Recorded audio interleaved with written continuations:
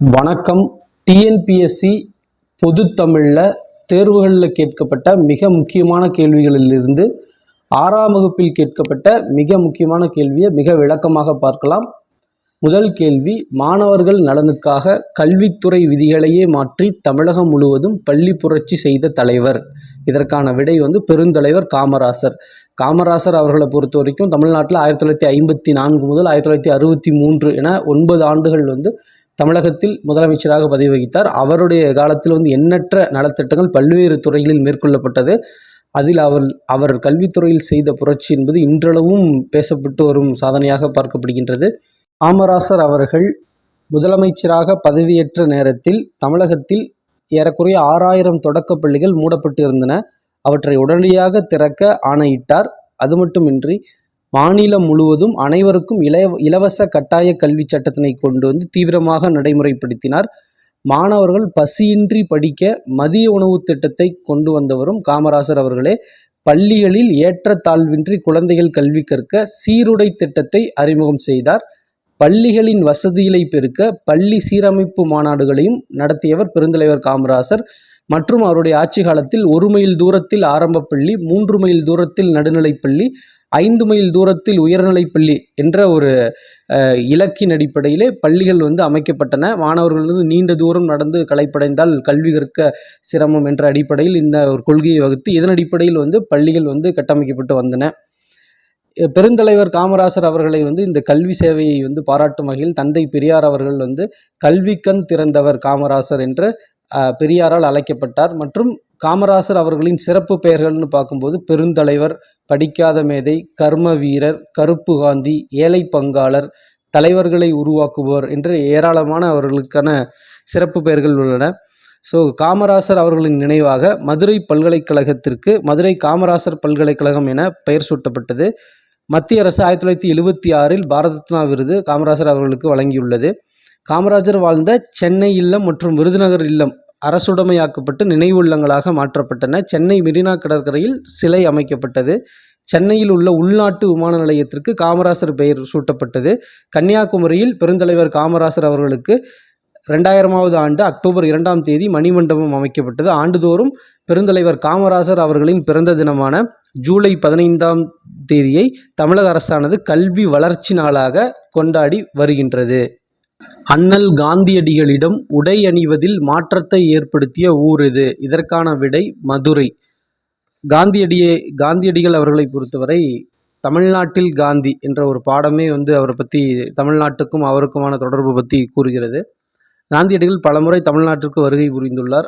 அப்போதெல்லாம் என்னென்ன சம்பவங்கள் நடந்தது அப்படின்னு சொல்லிட்டு தொகுத்து சொல்லியிருக்காங்க. 1919 ரவுலட் சட்டம் ஆங்கில அரசு பிறப்பித்த போது காந்தியடிகள் அவர்கள் சென்னையில் தான் இருந்தாங்க. அதை பற்றி ஒரு தகவல் கொடுத்துருப்பாங்க.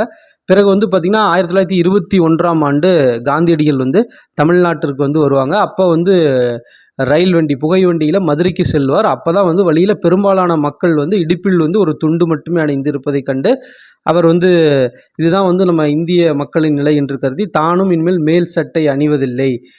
அப்போ அதுக்கு முன்னாடி வரைக்கும் காந்தி அவர்கள் நீளமான வேட்டி, மேல் சட்டை, பெரிய தலைப்பாகை அணிவதை வழக்கமாக கொண்டிருந்தாங்க.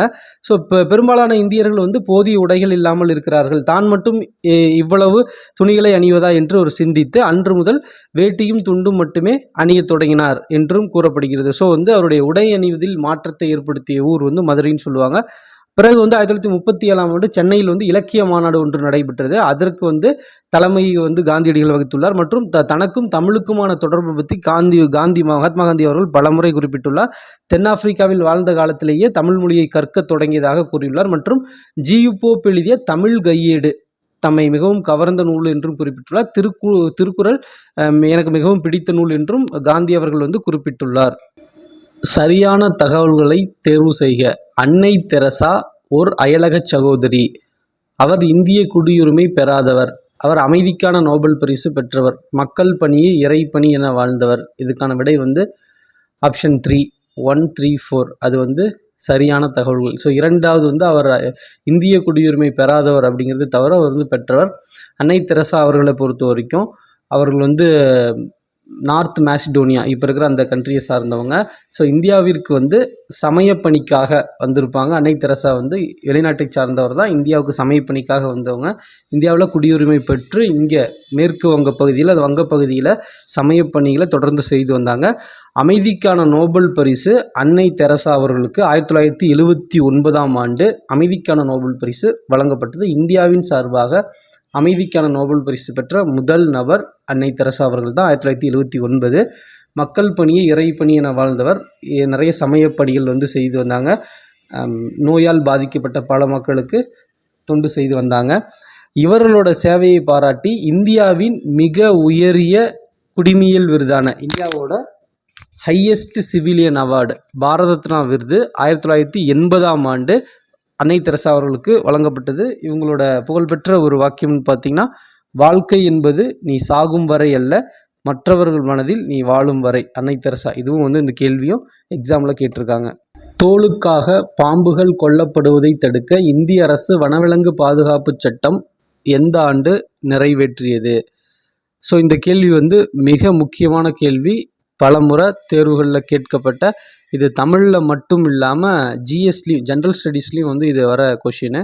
ஸோ இதுக்கு வந்து வனவிலங்கு பாதுகாப்பு சட்டம் வந்து 1972ஆம் ஆண்டு இந்தியாவில் வந்து இயற்றப்பட்டது. இந்த சட்டத்தின் அடிப்படையில் தான் தோலுக்காக பாம்புகள் கொல்லப்படுவது தடை செய்யப்படுகிறது. மற்றும் வந்து பார்த்திங்கன்னா, உலகத்தில் வந்து 2750 வகையான பாம்புகள் உள்ளன. இந்தியாவில் 244 வகையான பாம்புகள் உள்ளதாகவும், அதில் வந்து 52 பாம்புகள் தான் வந்து நஞ்சுத்தன்மை உடையதாக உள்ளது என்றும் குறிப்பிடப்பட்டுள்ளது. இந்தியாவில் உள்ள ராஜநாகம் தான் உலகிலே நஞ்சுமிக்க பாம்புகளில் மிக நீளமானதாக உள்ளது. 15 அடி நீளமுடையதாக இருக்கும்.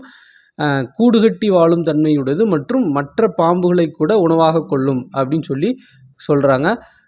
மற்றும் இந்த பாம்பை பற்றி மிக முக்கியமான இன்ஃபர்மேஷன் பார்க்கப்பட்டது, அந்த பாம்போட நல்ல பாம்பு நஞ்சு கோப்ராக்சின், நல்ல பாம்பு நஞ்சிலிருந்து தான் கோப்ராக்சின் அப்படிங்கிற ஒரு வலிநீக்கி மருந்து தயாரிக்கப்படுகிறது. பாம்பு இனம் வந்து மனிதன் உலகில் தோன்றுவதற்கு 10 கோடி ஆண்டுகளுக்கு முன்பாகவே தோன்றியது. பழந்தமிழரின் உலோகக்கலைக்கு மாபெரும் எடுத்துக்காட்டாய் இன்றளவும் பறைசாற்றி நிற்பது. இந்த கேள்வி வந்து மிக முக்கியமான கேள்வி. இது பொதுத்தமிழில் மட்டும் இல்லாமல் பொது அறிவியல்லையும் கேட்கப்படும் ஒரு கேள்வியாக இருக்குது. இது தொடர்ந்து நிறைய முறை எக்ஸாமில், டிஎன்பிஎஸ்சி எக்ஸாமில் கேட்டிருக்காங்க. ஸோ இதற்கான விடை வந்து கூரம் நடராச செப்பு திருமேனி.